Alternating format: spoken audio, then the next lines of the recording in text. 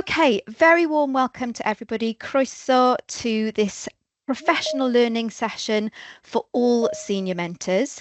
And we'd like to extend a welcome to new senior mentors, existing senior mentors, some of you new senior mentors we met in person last week. So very warm welcome and thank you for giving your time, especially to those out there who have led a school-led training today, who are in our lead partnership and alliance schools. We're going to be leading this session for an hour and 30 minutes. We haven't factored in a comfort break today because we have got a lot of content to cover with you all. And so we would just encourage you, since this is online, to take a few breaks as and when you need to. We've factored in moments where we're going to be asking you to engage with us via the chat. So take those breaks when you need to, safe in the knowledge that we are recording this session. Okay, thanks, Sean. So who are we? Who have you got delivering this session? I'm joined by my colleagues Kerry Bevan and Sean Wickersham. My name is Emma O'Dooher, and the three of us who are giving you a wave on your screens now are the mentor leads within the Cardiff Partnership. But it's also worth mentioning that in the background, our colleague Rachel Newby, who works as part of the Cardiff Partnership team, has helped us to put together this session. And if you've got any issues that we can't deal with that come up in the chat that perhaps we can't answer in the session, then do make a note of that email address for the Cardiff Partnership, ite@cardiffmet.ac.uk. Okay, moving on then. To just give you a little overview, which I'm sure you've all got to hand, but just a reminder that this session is part of a suite of professional learning that we're offering over the next couple of weeks for this autumn term. We've had new senior mentor training. We've got senior mentor professional learning for all senior mentors in this session. And then tomorrow, we're going to be offering an online session for new mentors. Now, I'm sure all of you are aware that we operate a cascade model within the Cardiff Partnership. So if you've decided that you're going to be offering professional learning and training your new mentors in-house, you can offer that face-to-face using our materials, or that you can send them to us online. We've got a bespoke session for senior mentors and mentors who are working with BA primary student teachers in their second placement on the 1st of October. And then we've got pretty much similar content really for all mentors to the content that we're delivering to you today. That's taking place next Monday. And we've got our usual top tip sessions for learning and teaching observations and progress reviews that'll be coming down the line for PGC and BA mentors, and it'll coincide when those assessment points come up during the programme. Just another reminder, if you've got your cameras switched on, we are recording now, so it might be worth switching off your cameras and making sure that you're muted as you entered. And we're going to start with the session now. Okay, next slide, please. So just a little bit of a heads up about the professional learning today. As I just mentioned, we operate a cascade model. So it might be that you choose to deliver the professional learning that we're about to do with you today with your mentors in-house. And just to give you a heads up about how we're sort of communicating the slides that are duplicated for mentor professional learning that you might like to use with your mentors, those with a grey background are the content that we will be delivering on Monday to all mentors, and therefore the content that you may wish to use yourself. And you'll see that on the screen, there'll be a little icon that you can see there on the slide that indicates when there's the opportunity for you to do a task with your mentors. We're going to try and model some of these tasks and use them with yourselves today on the call, but you might have the luxury of a little bit more time with your mentors, or you might choose to spend a bit more time on certain tasks that we've included in today's professional learning. So that's just a little note to how we're operating this today. And Kerry's going to talk a little bit more about how we've supported you with different options for how you cascade the professional learning at the end of the session. Okay, next slide, please. So just to share with you our priorities as mentor leads for mentors and teacher educators more broadly in the partnership this year. I'm sharing these with you now because they'll give you a little bit of justification as to why we've included the content and we're covering the content we are in today's session. So our first priority is to share and reflect on the practical implications of the Cardiff Partnership's vision of how student teachers learn. This is quite new to the Cardiff Partnership this year, and indeed some people on the call may have been involved in co-constructing our vision of how student teachers learn. I'm going to talk more about that in a moment, but we are going to be sharing that and trying to roll that out across the partnership this year. The second priority is research and inquiry. And for those of you who've been senior mentors since we started the new programmes back in 2019, you'll be very aware, I'm sure, that research and inquiry is something that's quite new to teacher education in Wales, and therefore it's something that both student teachers and mentors need quite a bit of support to get their heads around, to make the most of, so that, as we've got on the screen there, it positively impacts the development of their practice. And then the third thing, we'd really like to focus this year on quality mentoring conversations and the sort of approaches and practice around that, because we know from research within the partnership and the feedback that we're receiving from student teachers that mentoring conversations really make a difference. So we're going to dive into that a bit more deeply, and that's also going to be an aspect that we focus on within quality enhancement this year. So over the course of the next hour and a half, we're going to provide you with some very quick updates, with a caveat that your Link University tutor will be in touch with you very soon to have a much deeper discussion with you to ensure that you've got everything that you need to welcome your student teachers joining you for Clinical Practice 1 or 2. I'm going to share with you the partnership's vision of how student teachers learn. So we've got a segment of the professional learning that's all about that. And then we've got two further sections where we're going to take a deep dive into how we enact and facilitate our vision of how student teachers learn through research and inquiry and through mentoring conversations. Next slide, please. Okay, so we're going to start with some very quick updates here. Now, hopefully you have received your copy of the clinical practice guide for CP2 for BA, or if you're a PGCE senior mentor welcoming student teachers, then the PGCE guide. All of those were sent out today by Rachel Newby, and they're all accessible in Teams. I'll show you where in a moment. But what you will notice this year is that we've added a new appendix to the clinical practice guide. For BA, it's Appendix 4. For PGCE, it's Appendix 6. And it's entitled Observation and Feedback Guidance for Mentors. We're trying to develop and pilot a mentoring handbook. So eventually we might have a separate document, which is a mentoring handbook. But for now, all of this new content we're including within the clinical practice guide. And we know that observations and feedback are the sort of bread and butter of the practice that takes place between mentors and student teachers. So we've added some additional content to support mentors in this important part of their role. It includes links to a very short YouTube playlist, some snappy videos that will give mentors a few things to think about. It's also available in podcast form. And we've also worked together with Central South Consortium and also done some work last year to put together some crib sheets to support mentoring conversations with prompt questions that might help develop their practice. Okay, so the next update is, and I'm going to talk about this very briefly, as part of the concern over progress procedure this year, we've also introduced another sort of arm to that procedure, which is concern over attendance, because we have noticed a bit of a dip over the last few years in student teachers attendance, both at university and actually probably more so at university than on clinical practice. So in an attempt to sort of crack down on this in a way, we've got a new arm to this process. Now, I'm not going to talk to you about the details of that procedure, but it's worth flagging up that there will be a new indicator on the PLP in the tab associated with attendance, which will be triggered if concern over attendance is an issue for the particular student teacher that you're working with. I won't say any more about that, because rest assured that your university tutor will guide you through that process if it applies to any of the student teachers in your school. Okay, so we've also done a little bit of work on the Cardiff Partnership team site, and we've tried to tidy up and streamline the content in the channel, which is now entitled Mentors and S-Mentors and Senior Mentors. And I'm just going to ask Sian to stop sharing now.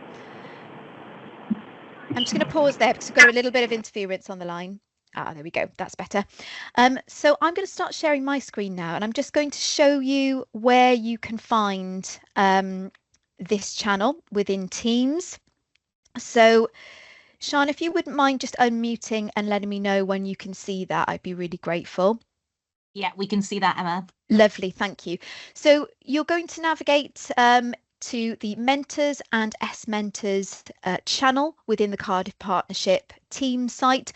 And you'll see that along the top here, you've got some tabs, you've got posts, you've got files, and then you've got a little drop-down menu entitled Two More.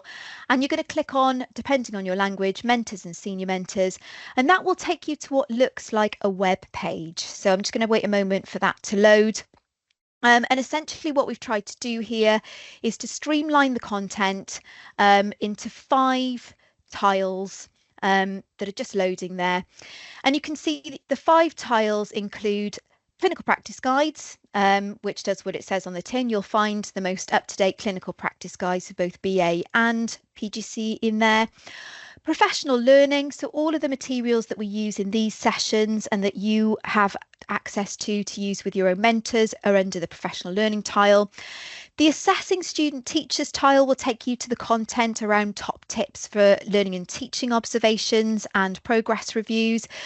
We've got a tile there that will take you through to the 2 different YouTube channels, which have lots of different videos in there to support mentors, student teachers, and yourselves as senior mentors in your practice. And then, of course, you deliver some prescribed sessions as senior mentors. You've got a senior mentor curriculum that's available in the clinical practice guides, and any materials that you need to deliver are accessible under that tile. So hopefully that's going to be a lot more straightforward and accessible, easy to navigate to. And again, your UT will flag that up in your up and coming meeting with them. So I'm going to stop sharing there and ask Sian to go back to the PowerPoint for me. And that's perfect. Hopefully you can see that. So our next update is regards the quality enhancement process and the focus for quality enhancement this year. Now, I'm aware that we've got some senior mentors on the call who are new senior mentors. So just to briefly say that quality enhancement is a sort of data gathering exercise that we do as senior mentors and university tutors, where we gather data which helps us to develop a particular focus which is linked to our partnership development plan. And this year, we're moving away from the focus that we've had for the last 2 years, which was student teachers planning, lesson planning. And we're now going to be starting to focus on mentoring conversations. And you'll note that that was one of the priorities that I mentioned at the start of this session. So we're going to be asking senior mentors and university tutors to ask mentors questions about their approach to mentoring conversations. So we'll be using that data to inform our next steps in providing additional professional learning to mentors to help advance their practice in that regard. And then finally, with mentors in mind, the final update is that we've got some sort of good news to share from the evaluation data. And this is the student teachers evaluations that they completed in the spring summer term. And these are the evaluations completed by both BA and PGC students. And I think it's worth you really sort of taking a moment to celebrate your mentors and note that the students found that 95% on both counts of student teachers said that the support and guidance they received from their mentors was good or excellent, which is really to be celebrated. And then of particular importance to mentoring conversations, 95% of the student teachers said the opportunities to engage in dialogue with their mentor to support their professional development was good or excellent. So it's sort of another reason why we want to dig into this to find out, you know, what are the aspects, what are the indicators of good practice? What is it about that dialogue that is making the difference to student teachers? Next slide, please.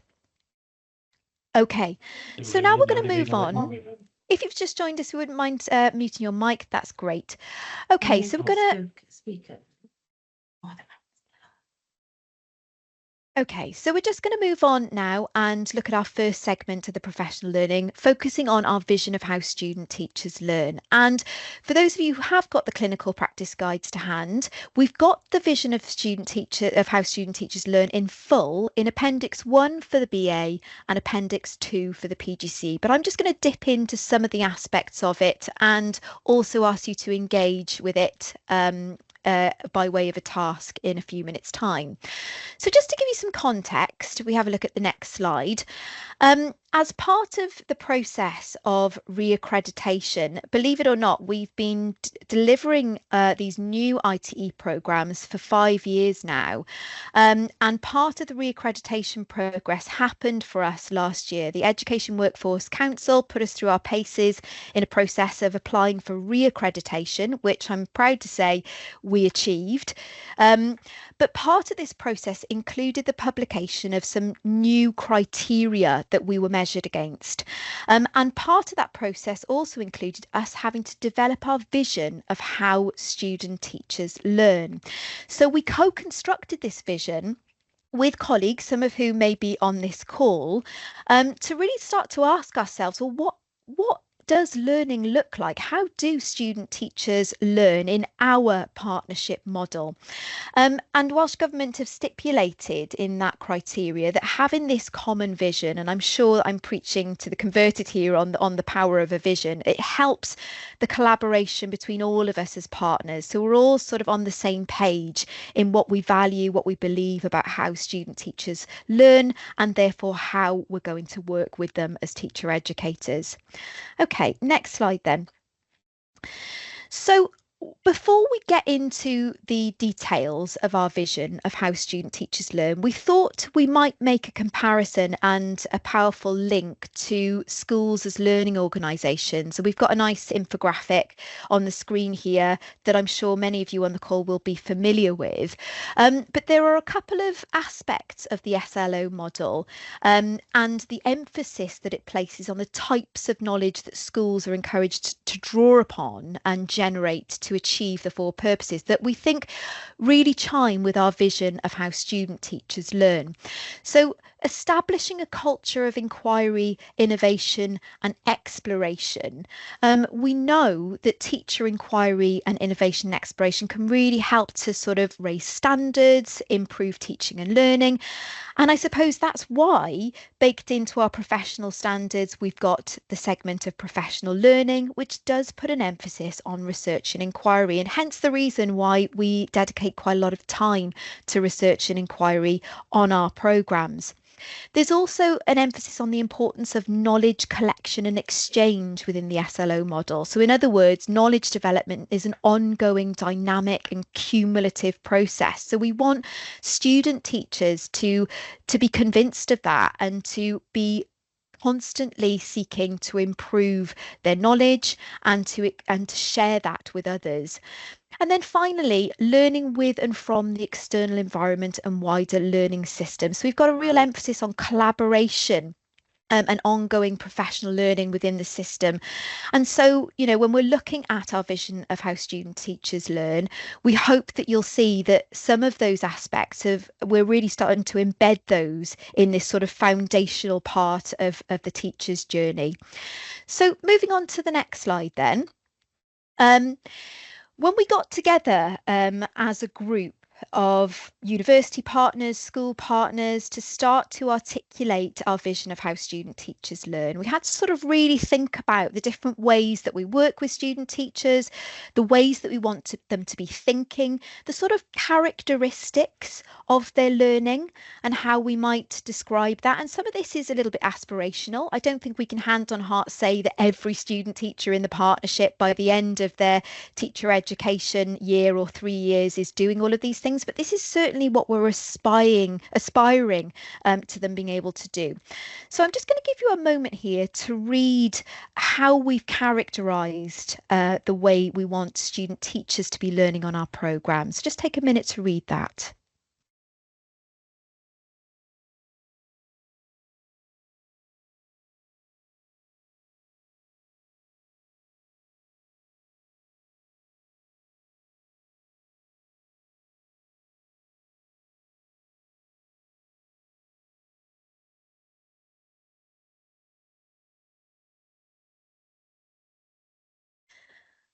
And I think it's important to say at this point, in contrast to this vision of how student teachers learn, we are not attempting to create student teachers in our own image. This is not an apprenticeship model where we're asking mentors to tell student teachers to do as I do, because you're going to be made in my image. We're really putting the emphasis on their thinking, the thinking that is developing in the mind of the student teacher, and also impacting on their practice. Now, for those of you out there who are unfamiliar with or have forgotten about this term clinical reasoning, we did quite a bit of work on this last year in the professional learning that we offered. And a basic explanation of this is the process that teachers go through to arrive at a judgment and to decide on their next steps. It usually happens when sort of dilemmas occur in the classroom. It might be in the moment, or it might be, something that's been occurring to the teacher over time, an issue within their practice, a pedagogical dilemma that they're trying to tackle. And obviously for student teachers, there are lots of these pedagogical dilemmas that occur quite frequently. So it's the process that they go through, often supported by a mentor when they're in their teacher education years, whereby they unpick that problem and try to look at the evidence to find a way forward. So we want student teachers to be engaging in dialogue with teacher educators, to be asking questions, to challenge their own personal assumptions and preconceptions about learners and teaching and learning, to try out these ideas and try to interrogate the theory and practice, and develop their knowledge by interrogating and integrate lots of different forms of knowledge, and to also be standing back and analysing and evaluating what's going on.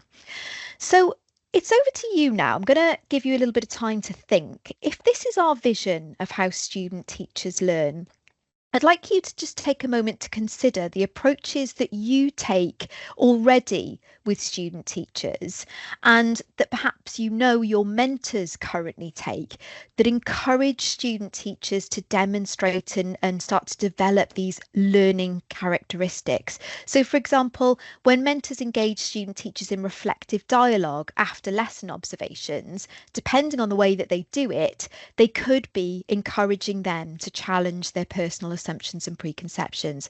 So if you would, we'd be really keen to hear some of your ideas, to read them in the chat. So just take a moment to consider that and pop any ideas that you've got in the chat. Diolch.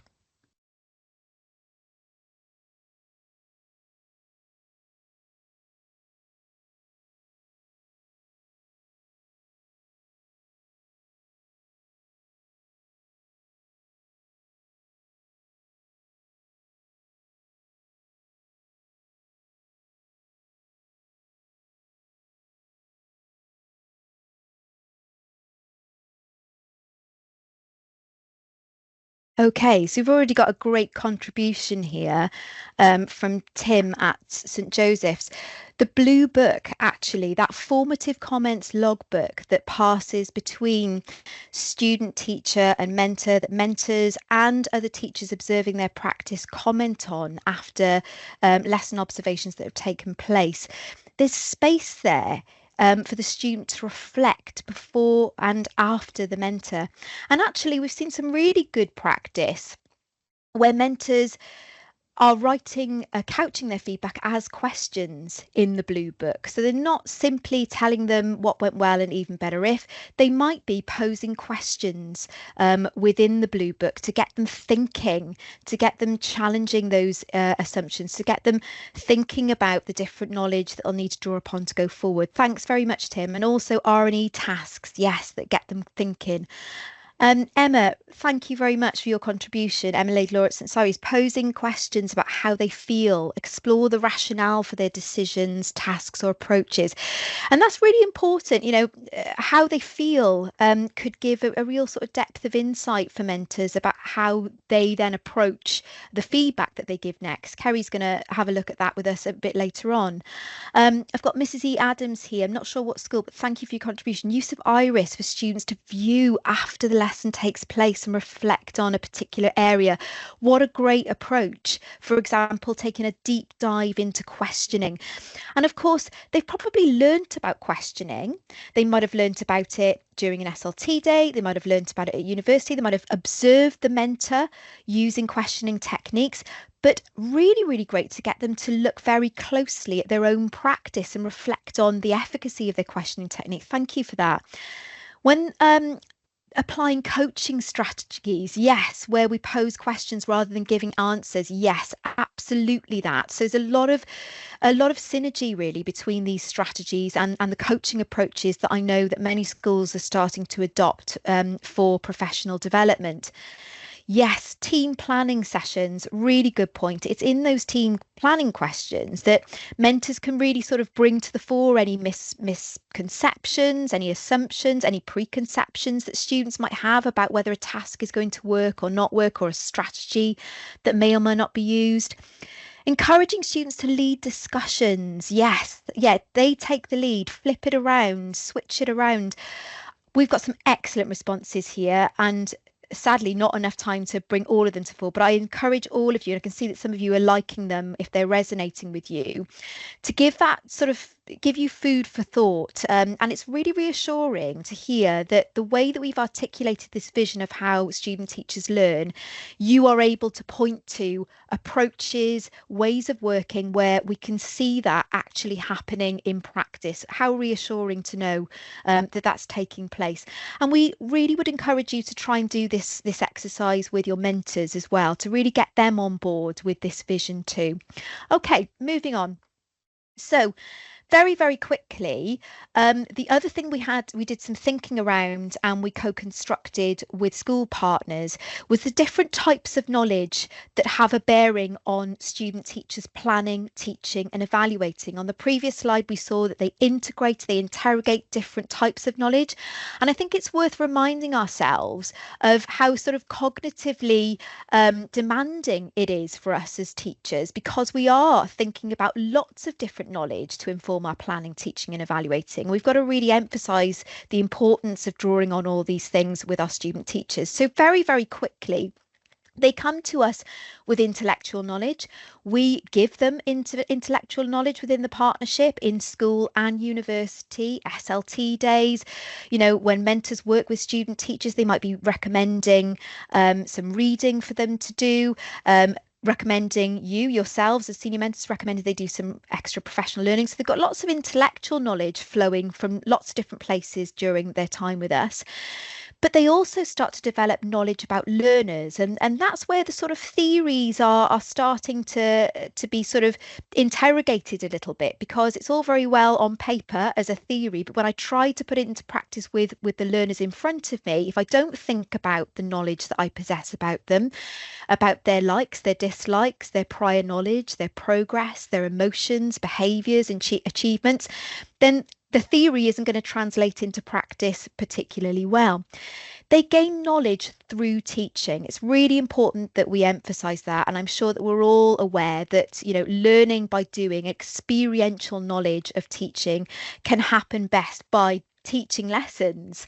But how we sort of break that down with the student teachers afterwards, and then moving on to that bottom circle that we've got there about professional practice, practical knowledge of established teachers, how we unlock our sort of expertise to student teachers is also important, so that we don't inadvertently suggest that teaching is easy, because it looks easy when a novice observes an expert. So we need mentors to be sort of sharing that practical knowledge and wisdom that they have, particularly in those early days after observations have taken place. We need to remember that student teachers come to us already possessing knowledge, an identity, beliefs about teaching and learning. It's worth mentioning that on our programs this year, we have a high percentage of mature students, some who are career changers, some who are fresh out of university, some who are parents and carers, some who are coming from diverse backgrounds. So really important that we acknowledge how they're bringing that personal knowledge, identity and beliefs to bear on how they're developing as a teacher. And then, of course, they also gain knowledge through indirect indirect practical learning. And Sian's going to talk a bit more about this within the context of research and inquiry, about how they don't always necessarily need to be in the classroom teaching to gain knowledge through indirect practical learning, such as observations and micro teaching, practicing their practice as they do with us here at university.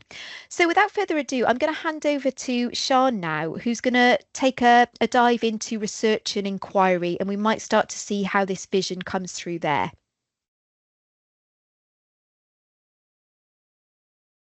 You're on mute at the moment, Sian. Sorry, lovely. There's always one, and today it was me. Thank you, Emma.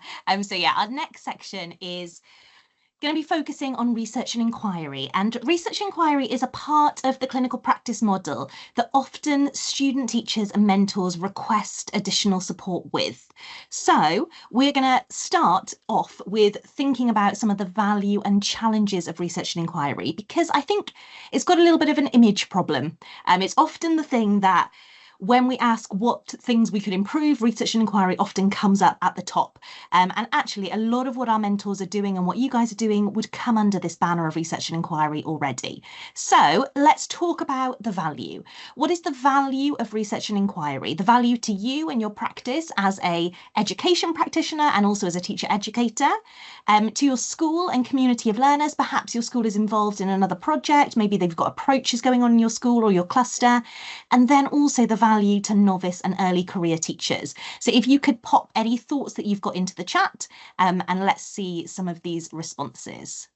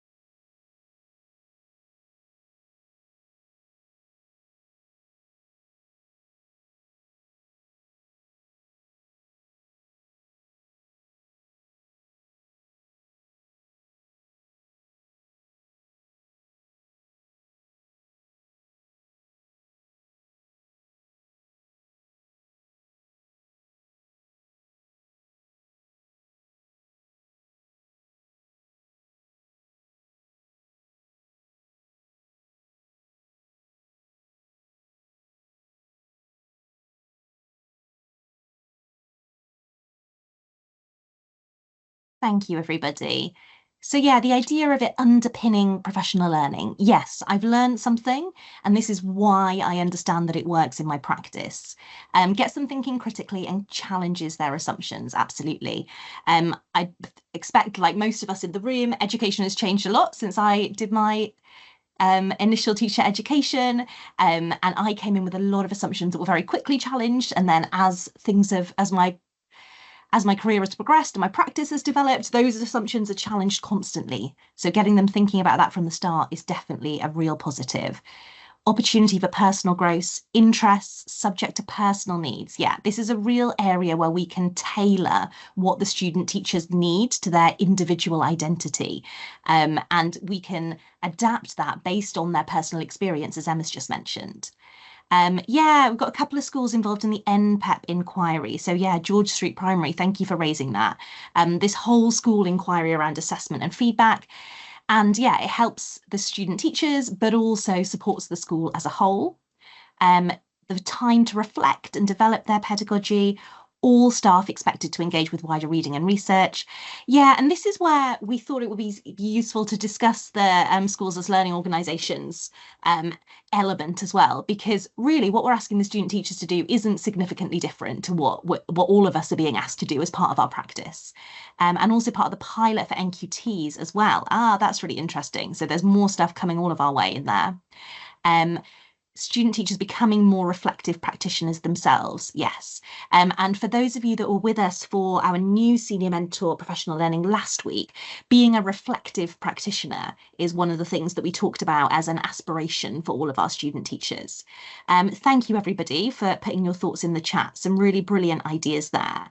And then let's take a moment for the other side of the coin, which is the challenges. What are the things that are challenging for you when supporting student teachers with research inquiry, for your mentors when they are working with their student teachers, and also for the student teachers themselves?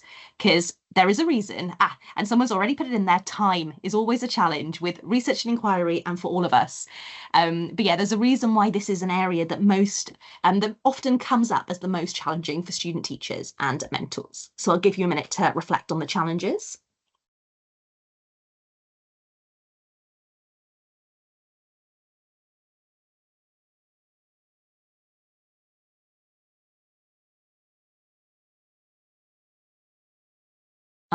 Justin, I feel like we've had this conversation, right?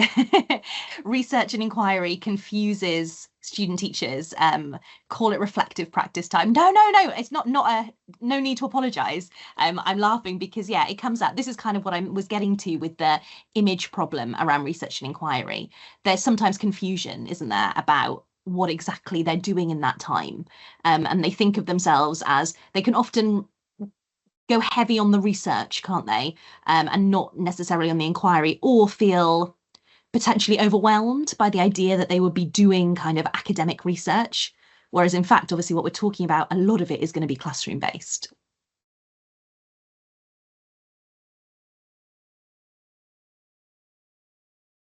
Yeah, so using time wisely, a lack of clarity around expectations from Penify Primary. Hopefully, I'm going to provide some clarity on that today so that you can pass this on to your mentors as well. And we're working with the student teachers on that clarity as well.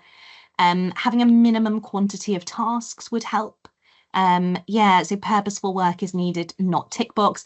And yeah, with that, there's always the two sides of the coin, isn't there? Because sometimes you could have one really high quality reflective template that they fill out that is more effective than three low quality ones. But then by not putting a number on it, sometimes that kind of clarity is a little bit of an issue there. They want to know how many should I be doing, don't they? Mentors not seeing its value and giving it limited attention. And then, yeah, understanding that they are researching and reflecting on their practice based on targets set with their mentor. Yeah, thank you, everybody. Some really, yeah, really interesting thoughts here. And actually, we've got a couple of slides next with a little bit of data analysis from the senior mentor and mentor evaluation. And obviously, you guys have said much of the same stuff that was said in the evaluations, but I will just summarize quickly. So as a data headline, 70% of mentors and senior mentors felt that research and inquiry had a positive impact on practice. Obviously, 70% isn't where we'd like it to be. We'd ideally like 100%, but still, you know, there's in 70% of schools, mentors and senior mentors felt that it was having an effect on improving student teachers' practice. And some of the positives, we've kind of drawn out the key strands. So people were positive about R&E when the strategies that were researched had then been implemented within lessons and then contributed to a marked improvement in teaching and learning. And this is ultimately what we're all about, right? We're doing research inquiry to improve teaching and learning.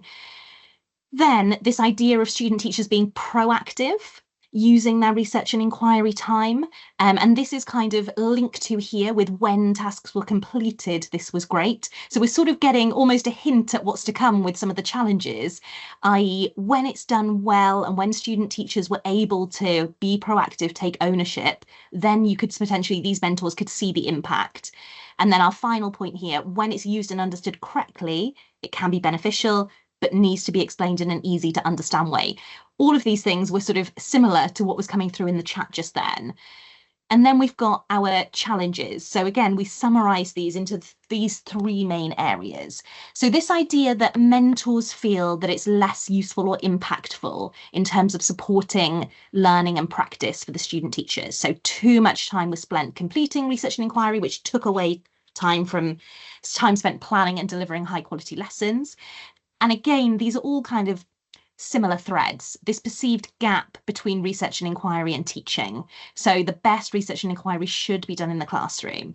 And again, we're absolutely not saying that all research and inquiry needs to be done outside the classroom. Absolutely not. A lot of it will be done in the classroom, but potentially that kind of point around clarity of what the student teachers actually should be doing during this time is another thing we should address.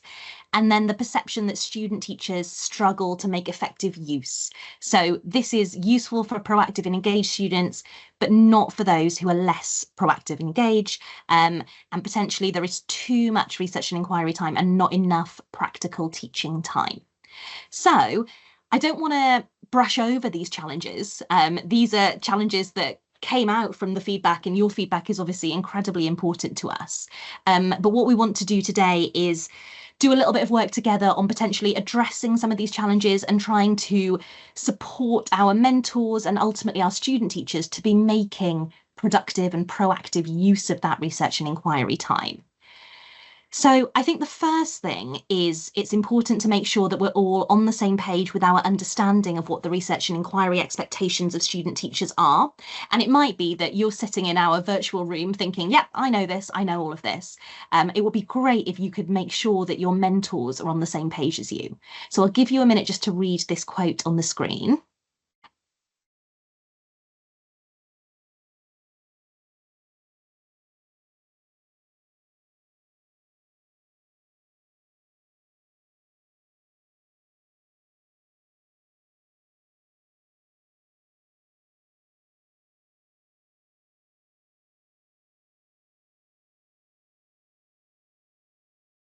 So this is the Cardiff Partnership Research and Inquiry Strategy. It's taken from there.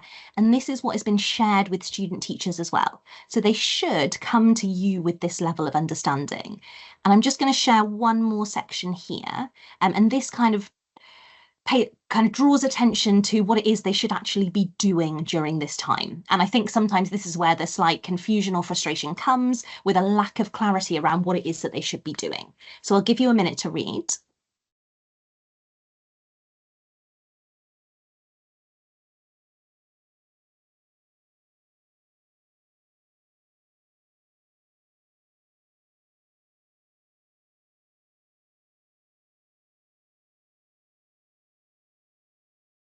And I've got a couple of points to draw out here. The first one, yes, there will be some written sources, but ultimately we are looking at a blend of sources, not just written. And those should include practical sources such as observation, team planning and teaching, practicing small chunks of lessons, and conversations with more experienced colleagues. So linking back to our vision that Emma shared earlier and the different types of knowledge that they draw upon, that knowledge gained from indirect practical learning. They don't need to be out of the classroom for research and inquiry. Lots of this would be and should be happening in the classroom. Sometimes there might be times when you think actually it would be appropriate for them to be doing this somewhere out of the classroom. But often a lot of these research and inquiry activities would be happening within the classroom. Mentors can direct research and inquiry.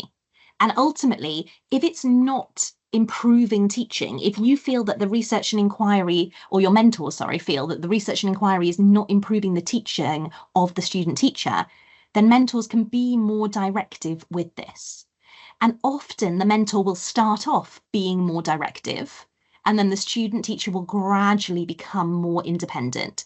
As we start unaware, according to the Steele descriptors, we need that more guidance. And then as we move towards capable, we can work towards more independence. And we've got this framework within the mentor meeting framework. So there are prompt questions in there to ensure that the focus should be on the impact of research and inquiry. So this last sentence in bold here, the purpose of it is to improve teaching. And so if you feel, or your mentors feel, that the research and inquiry isn't improving the teaching, then there's a need for something to change there, right? Either the student teacher might need that bit more support, they might need a little bit more scaffolding, they might need to be more directive, or potentially there needs to be more of a focus on that level of accountability around what they're using their research and inquiry time for. So we are going to focus on one of the professional standards now. I'll give you a minute just to read through PL1. I'm sure we are familiar, but just to recap.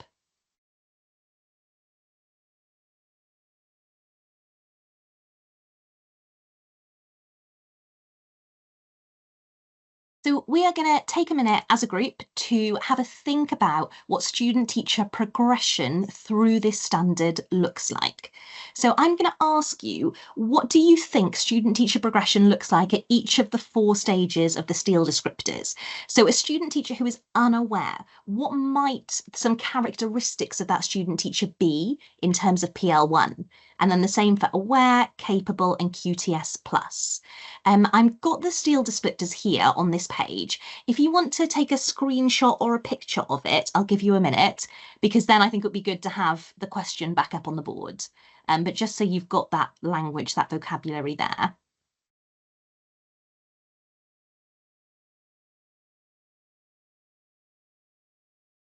Thank you. So if you are on your own, take a moment to reflect. If you're sitting with colleagues, take a moment to discuss what would student-teacher progression look like at each of the levels within PL1. And if you could pop it into the chat, you don't need to do all 4 of them. If you've got an idea of what a capable student-teacher would be like, you could write capable and then describe some of those characteristics. So if you could put your answers to this in the chat, that would be much appreciated.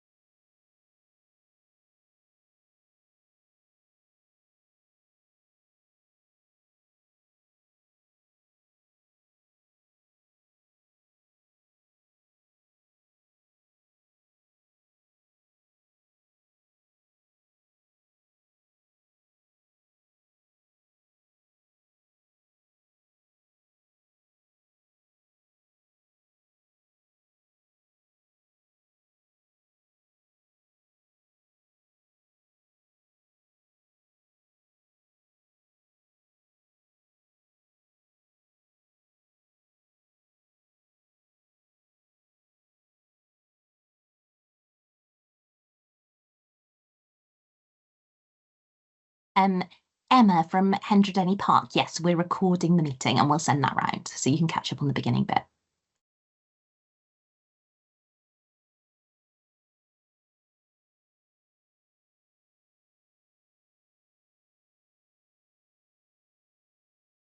Yeah, so thank you. The description of unaware doesn't make an effort to improve practice, so it doesn't attempt to observe more experienced teachers in their lessons, keeps using the same strategies.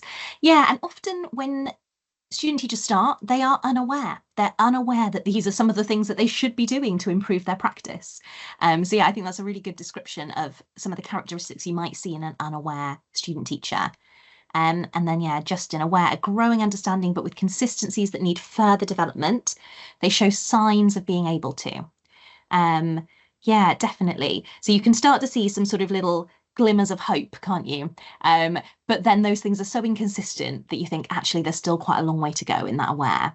And then unaware, limited, superficial evidence gathering, perhaps relying on a single source.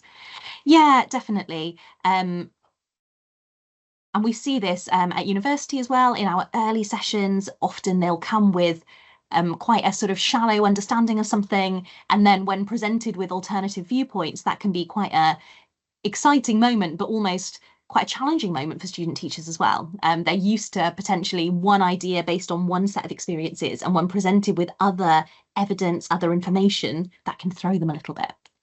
Thank you, everybody. I'll give you another couple of minutes because obviously this is quite a chunky task.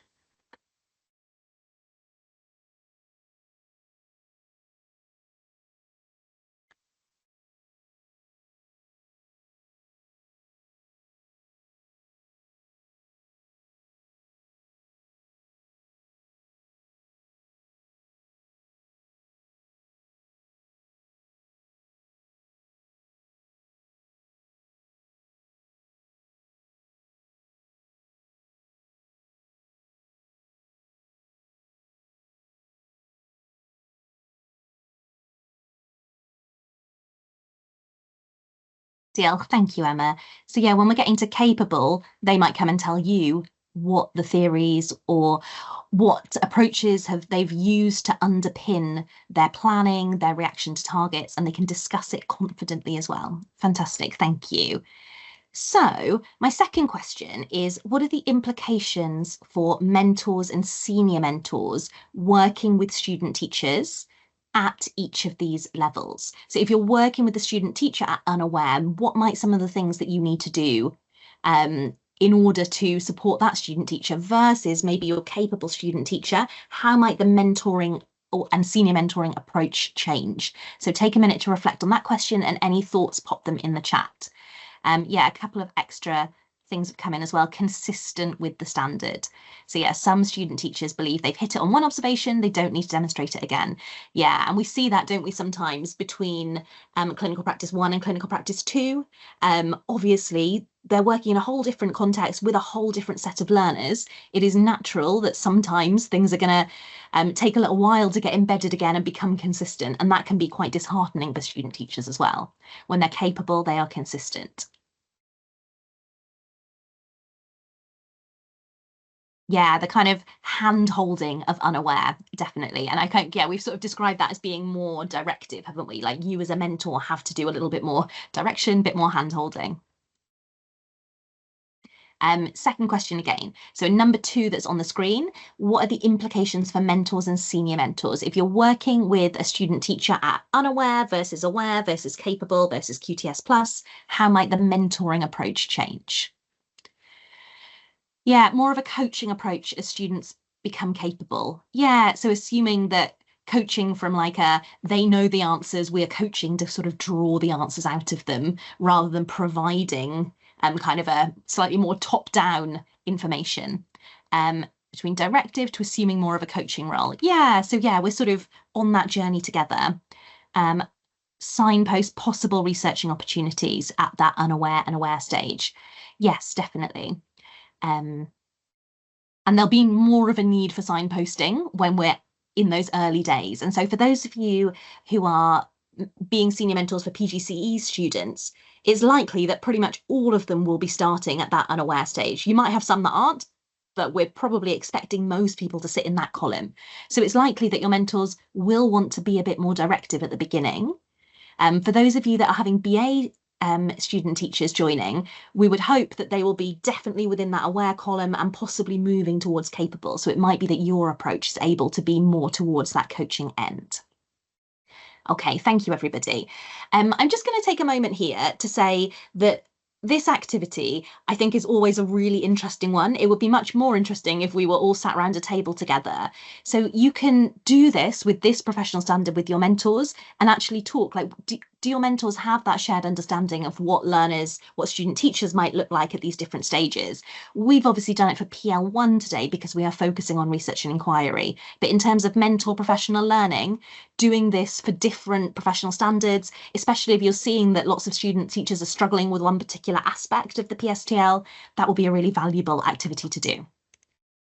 Okay. So we've got a couple of scenarios next. I'm going to share 3 scenarios on the screen. And what I would like you to do is have a think about these 3 scenarios and maybe pick the one that you think is most applicable to you, maybe one that you've come across in your practice before. If you're doing this with your mentors, again, hopefully this will be a really good opportunity for discussion. So let me share these 3. We've got a student teacher who is unsure of how to make the best use of research and inquiry time, and the mentor is unhappy that they are away from the classroom and what they're doing isn't having an impact on their practice. So how could you support? The student teacher is struggling with an aspect of pedagogy. It could be this refocusing learners who are disengaged or off task.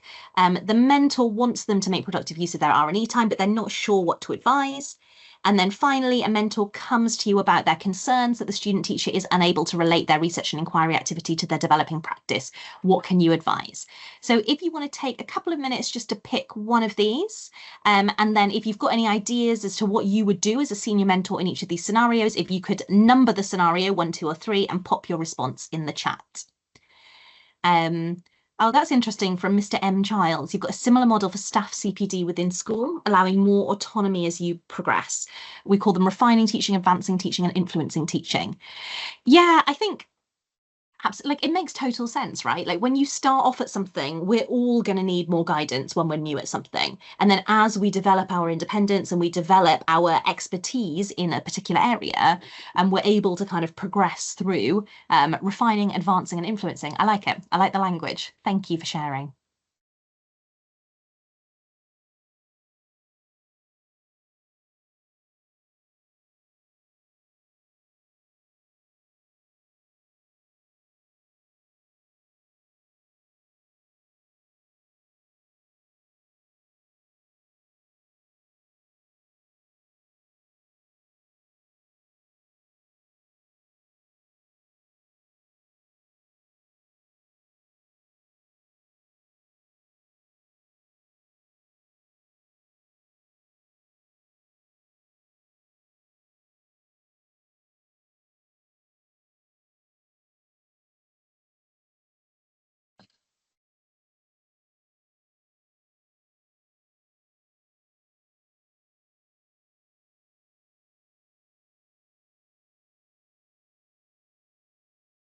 Diolch yn fawr. Thank you, Justin and Elle Crowther.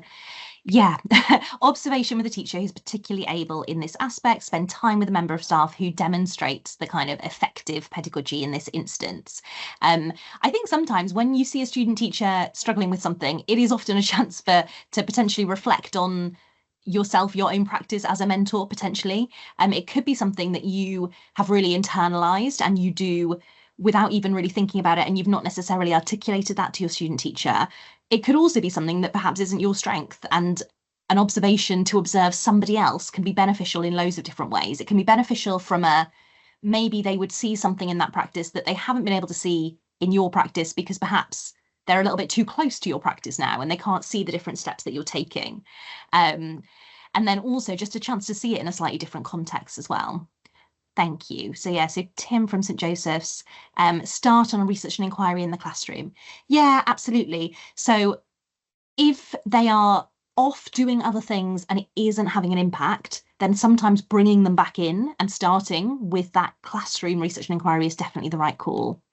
3, relate research and inquiry tasks back to the target set in the last mentor meeting and be prescriptive about this until independence develops. Yeah, absolutely.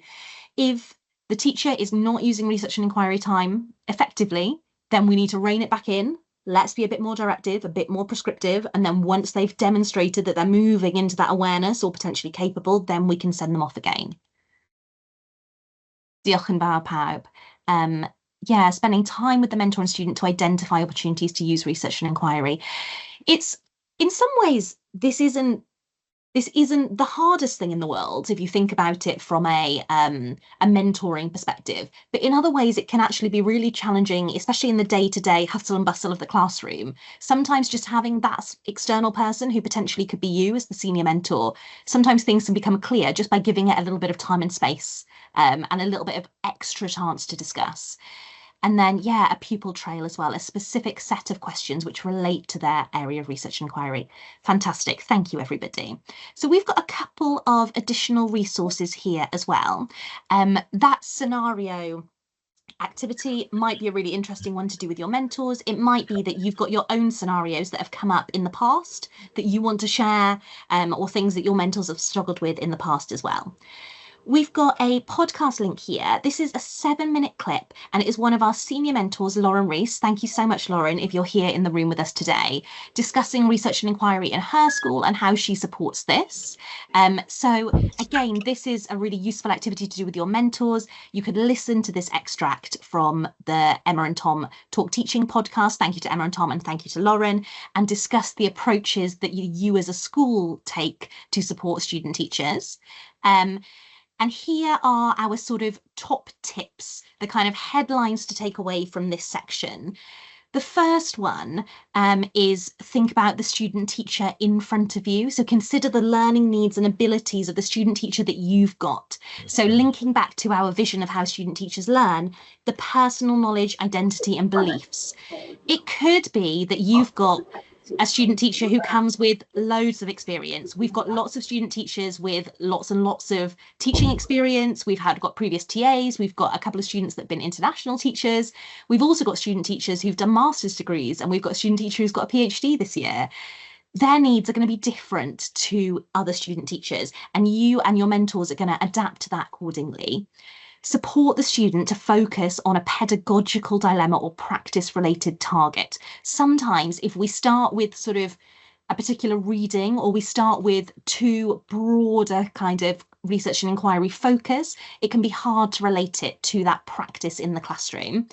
Prescribe, I feel like I've said this a couple of times now, prescribe or encourage them to identify the most appropriate activities then to address that particular dilemma or target, and then reflect and prepare to share their findings.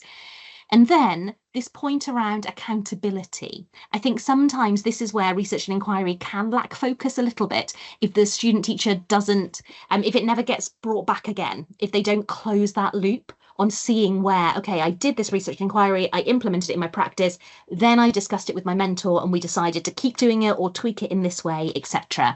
So make sure that you follow up with the student teachers during mentor meetings. And direct them and to identify and commit to next steps. This bit is absolutely crucial, and the mentor meeting pro forma will support with that as well. And then a couple more resources here. We've got our YouTube channel. There's a 2 minutes about bespoke research and inquiry video. Again, if you've only got 2 minutes, watch that. And then we've also got a whole research and inquiry playlist. If this is something that you want to focus on with your mentors in professional learning, that research and inquiry playlist is a really brilliant place to have a look for some places to start your discussions and start your professional learning. In the clinical practice guide, we've got research and inquiry explained. In the PGCE, it's Appendix 5. In the BA, it's Appendix 2. And there's also supporting student teachers in university assignments in there as well.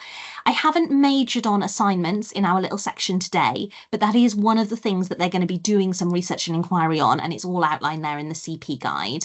Then a couple more podcast episodes. We've got that one from Lauren, Diolch yn fawr Lauren, A Culture of Inquiry with Dr. James Snook, and then Research and Inquiry in Action with our student teachers. So again, those are links. They might be things that you could listen to as a mentoring team and then discuss in professional learning, or you could just listen to them for your own professional learning. All of those links are there. All right, diolch yn fawr pawb. I'm going to hand over to Kerry, who's going to talk to us about mentoring conversations for our final section. Diolch yn fawr, Sian. Pnawn da bawb. So we're going to now move on to look at our third priority and how you as senior mentors are going to support your mentors in these mentoring conversations. And we're going to look at how the approaches that we take to mentoring conversations, how they're going to align with student teachers' individual learning needs. So if we just move on, thank you. Move slide. Is that me? Am I supposed to? Thank you, Diolch, Sian. So if we just start by looking at these 4 different types of feedback conversations, which are informed by research, also formed by the experiences that we've had, both with us as subject leads, as university tutors, but also feedback that we've seen within the partnership. So if we take approach number 1, mentor-led, which is exactly what it says on the tin, where the mentor leads and guides the discussion, gives the strengths and the areas for development. So perhaps little contribution or little leadership on the part of the student teacher there. The second approach to the feedback conversation is a more metacognitive approach, which would encourage the student to unpick, to sort of articulate out loud why they did what they did, perhaps looking at what actually happened, the reality versus what they had planned, and looking at perhaps their learning intentions and success criteria. So what happened in the classroom versus what they had written. So actually encouraging them to articulate that out loud. The third approach is a delayed feedback conversation approach, where we ask the student perhaps, or we acknowledge that the student is not in a position to receive feedback immediately after a formal or an informal observation. And this also might apply to written feedback. We know that there are some students whose ISPs also refer to this, that actually they will require time to process and to actually digest the information that's being given to them in a written form before the conversation takes place. So just having a delayed approach to when we give feedback. And the final approach is the clinical reasoning approach, which Emma talked about right at the start. So if you're new to the role of senior mentor, then it is worth looking back at the BA, which is page 50, or CP Guide, page 80, which gives great detail to the clinical reasoning. There's a crib sheet there to support you in developing your conversation, the clinical reasoning conversation, and the prompts you might use to promote critical reflection and that sort of reciprocal and respectful dialogue that goes on as part of clinical reasoning. So 4 types of conversations, and we have a little question for you now. And we'd like you to think about when and why might teacher educators use these approaches? Are there different points, perhaps throughout the CP? Perhaps if we think back to different types of student teachers and the different types of knowledge and experiences they have, when and why might they be used? And I'd appreciate, I'll give you a few minutes to perhaps put some comments in the chat.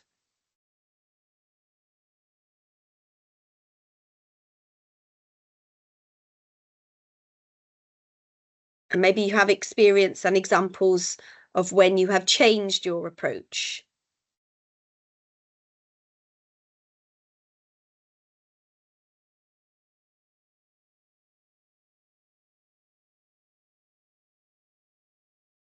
So I could, for example, pose the question, what type of feedback conversation often happens at the start of CP1? And how might that differ from the conversation that might happen further down the line when a student is capable versus when they are unaware?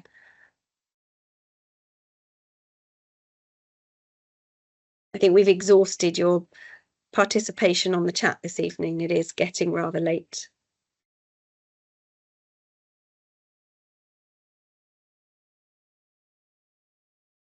Great, thank you. Thank you, Mrs. E. Adams. Yes, exactly. So that's a great example there. So delayed feedback is often needed if the lesson hasn't gone as planned. Absolutely, yeah. I myself have started to reconsider and actually ask a student, even after going in to watch a subject specific observation, about whether they would like the feedback straight away or whether we would like to delay that conversation, especially in that case that you've described, when I can feel that there is actually great emotion involved in what's happened. Yeah, I think so. So Tremain's primary, I think often mentor-led is generally at the start. They often are unaware, and therefore the mentor is leading that conversation to provide strengths and areas for development. Thank you for those. And we've got some, we've got some ideas. Obviously, it will depend. Yeah, thank you. Oh, now they're coming in. Yeah, so yeah, exactly. So as the student becomes more confident, the conversation will change, just as you would expect it to. And just as we, there are different types of learners, there are different types of students, and the approach we take will need to differ depending on their learning needs. It will depend on their dispositions, and how they as student teachers are. It will depend on their orientation to feedback, as so many of you have articulated, the idea that for some students, the feedback, it's so overwhelming, emotions take over, and that some students just become paralyzed by the thought of feedback, and therefore delaying that feedback might be the best approach, because they just are not in a position to receive any sort of feedback that you have to provide them. However, there are students for whom feedback is seen really positively, and they take it as a challenge, and they're like, where's the next thing? What can I do next? So actually thinking about how they as individuals, as they as student teachers actually respond to receiving feedback. It is to do with their progress and how they're progressing. And those are the things, all of those are the things that we need to consider in the different types of approaches that we take to the mentor conversations. Indeed. Indeed, that's why I said it isn't necessarily, there are students that some students are more than able to go into a metacognitive conversation or a clinical reasoning approach even from the start. It doesn't mean just because they're at the start of their training that we have to use a mentor-led approach. So if we just, can we just click through? Sorry, we were just thinking about, therefore, if this is, you know, one of our priorities, and we do feel that it's an area that we need to focus on, how can you support mentors to consider and take a more purposeful approach to feedback conversations? So you've gathered your mentors together and you're discussing the priority, and we want to focus on, you know, impactful, meaningful, purposeful feedback conversations. How can you support mentors to consider and take a more purposeful approach? Again, if you're brave enough, you can come on the call and raise your hand, and if not, perhaps you've got some ideas in the chat.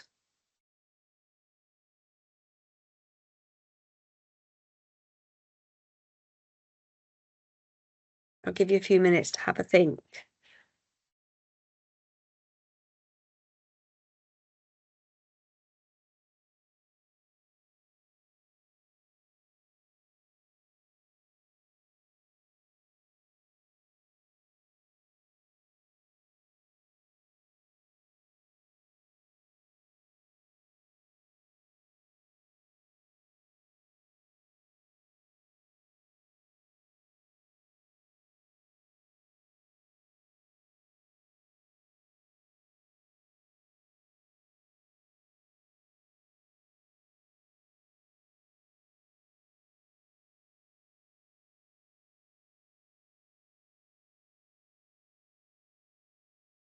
Yeah, brilliant. Thank you, Emma.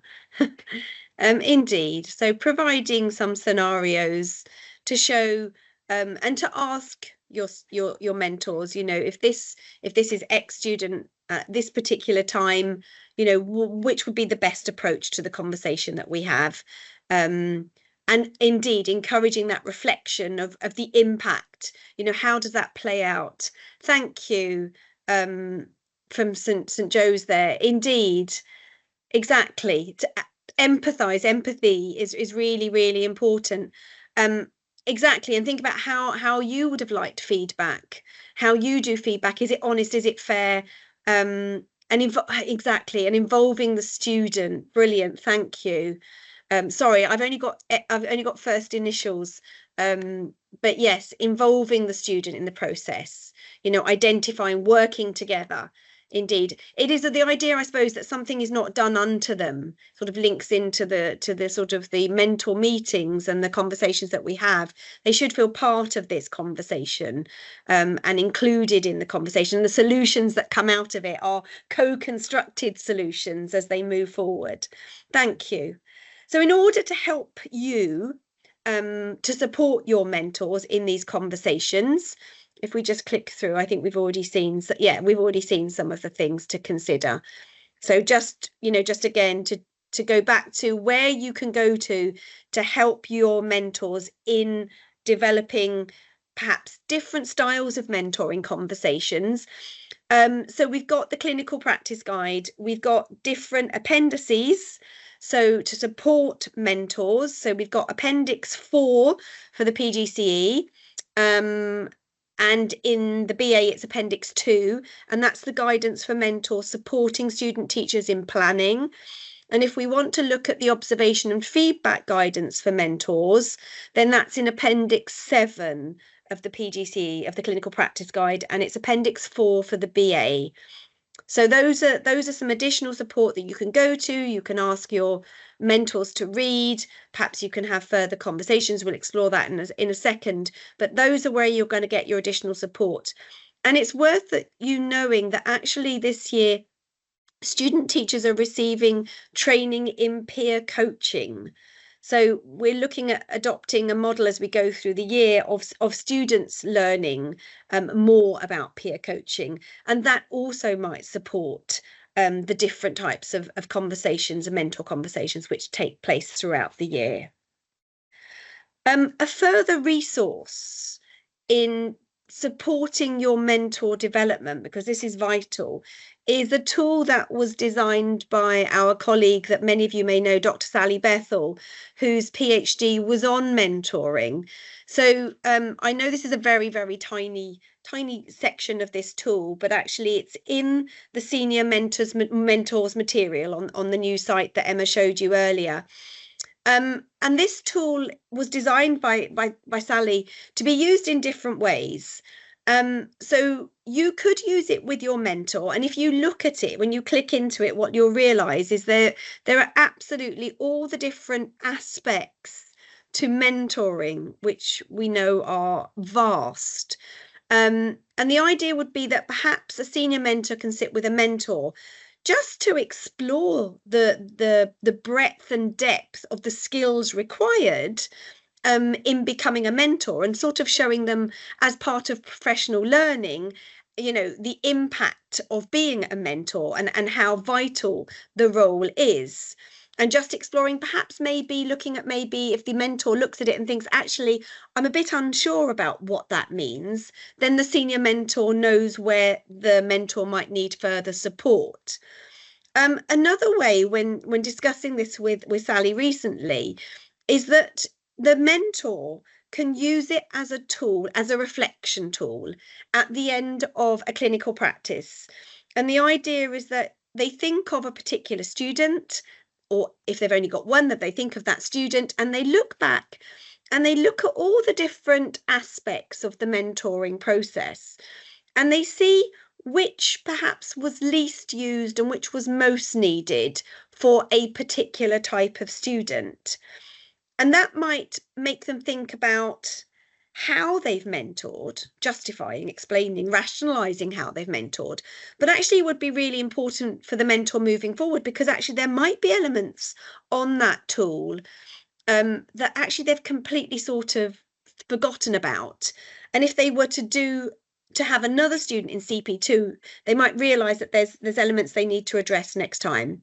So two possible ways: senior mentor with mentor just evaluating their own professional attributes in mentoring, and then a mentor reflecting upon a student teacher at the end of a clinical practice to reflect upon, you know, what went well, so to speak, and perhaps elements that they didn't consider. And as I said, that tool is on the new site. Yeah, sorry. So I don't know if Sian's able now to show, the next thing, which is, Emma mentioned it earlier on, which is the idea that, you know, many of you today might decide to train your own mentors, to bring them together and to support their professional learning. So we thought it'd be really useful if we supported that. And what we've done is we've sort of mapped out what the slides look like today. So there you can see Sian's beautifully scrolling through there for me. And you can see now we're up to slides 21 to 24, which is around mentoring conversations.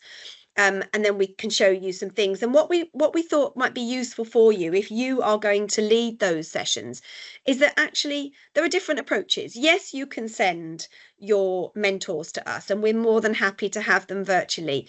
But actually, if you are a senior mentor and you do decide to lead the sessions, could you take different approaches? Could you perhaps do flip learning? Could they perhaps read, like I mentioned, perhaps the section on clinical reasoning? And could you come back and could you have a discussion and unpick that? Could they look at perhaps a vision of how student teachers learn? And then could you come back and discuss that? So you could do that. You could use the slides just as they are with the activities, and we've talked about how we set that out. You could split it into multiple sessions. So you might not have lots, you might not have 2 hours in one go, but you might have 20 minutes, 20 minutes, 20 minutes, and think about how you might look at the different aspects that we looked at today and split those up. Or you might decide to do some collaborative and deliberative approach You might ask mentors to read or watch something and then team up with another mentor and perhaps discuss it and then come back and observe, perhaps a mentoring conversation and reflect upon that. And then you might practice and co-plan a new approach, and then you might look at that and reconvene and look at next steps. So there's a variety of approaches that you as a senior mentor can take to deliver the professional learning for this academic year. And that document as well is in the new section of the website, or the SharePoint. And so where are we at? So we're at the place where you need to think now about the next steps, and what's really important as you welcome your student teachers next week, and preparing your mentors for that. So we would think that the starting point will be looking at the vision of how student teachers learn and read that, and consider and implement strategies that support its enactment within your school, within your learning organisation. That would be an excellent starting point. The second point that we think is really vital is that you access all the resources to support practice in your school around research and inquiry, and think about how you're going to tailor the support to the needs of the student teacher and the mentors at different times, different student teachers, different mentors during CP1 and CP2. So it's gathering all those resources together. And the final one is about planning your approach to professional learning in your own context. So thinking about how you are going to focus on R&E, how you're going to deliver that, focusing on mentoring conversations. So you as a senior mentor need to go back now and put into place how you are going to approach professional learning of mentors for the forthcoming academic year. And now we'd like to offer you the opportunity to do a quick evaluation. So we've got here a QR code, and this should take less than 5 minutes, we hope. But we would love to hear your feedback. It's really important that we hear what you have to say so that we can improve and work together as a partnership to deliver the best quality professional learning that we can. We appreciate it's getting rather late. It's about 10 to 5, I think. But if you could scan that code and complete that evaluation.